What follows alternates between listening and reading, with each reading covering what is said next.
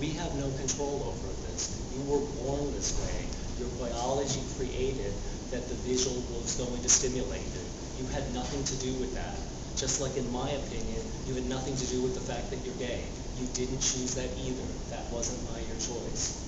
But for all these reasons that we alone experience as gay men, our childhoods were spent with no interaction, very little positive interaction with other males, and then we're thrown into a world of all males. No one's ever trained us on how to deal with sexual attention.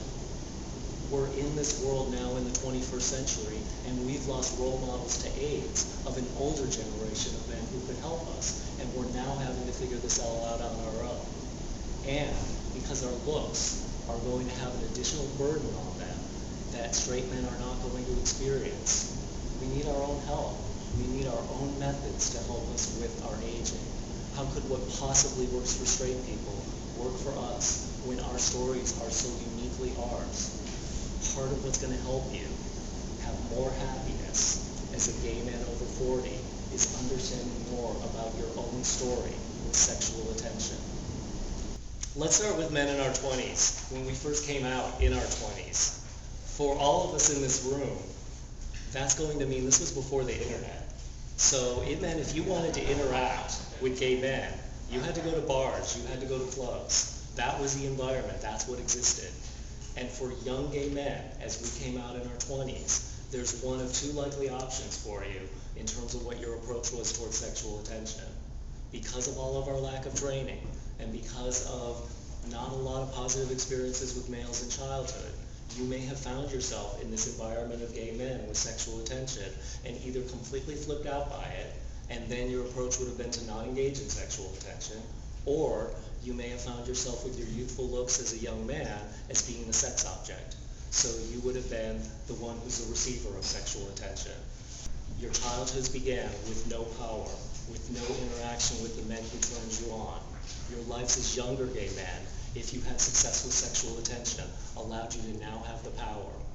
And as now as an older man, if you are experiencing men not noticing you, and you are now invisible, you have now lost the power. You have now returned to the childhood of not being able to have power with men.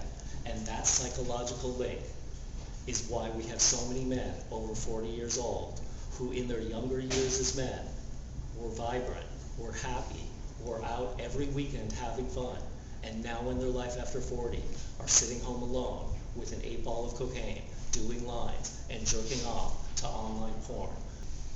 There is one category of older men who can still be givers of sexual attention no matter how old they are, and that's drag queens. A drag queen can be 20, a drag queen can be 75, and she can go up to a guy, she can feel him up, no matter how old he is, no matter how hot he is, tug on his nipple, objectify him, and every man will consider that flattering, and they won't consider it a sexual threat. And that's not how it's going to go for the rest of us. So, if you want that, become a drag queen. Not 100%, let me tell you. Okay. You're also going to have to change your thinking about what it means to be a man over 40. I regularly tell my clients that this is what I think about aging. I think the age 65 is the beginning of being old. I think the age 40 is the beginning of the end of being young. Therefore, I think the age 40 is the beginning of the final 25 years of being young. I'm 48 years old.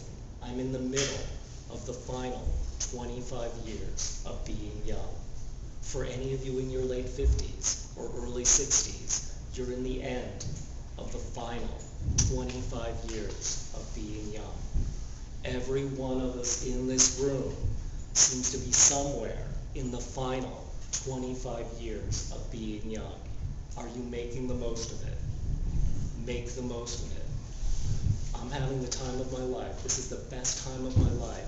And it's because I've changed how I relate to men. It's because I've changed and understand how to interact with sexual attention with less rejection. And it's because the real key to happiness as older men is taking back the power, and not through sexual attention, but by helping other men and through kindness.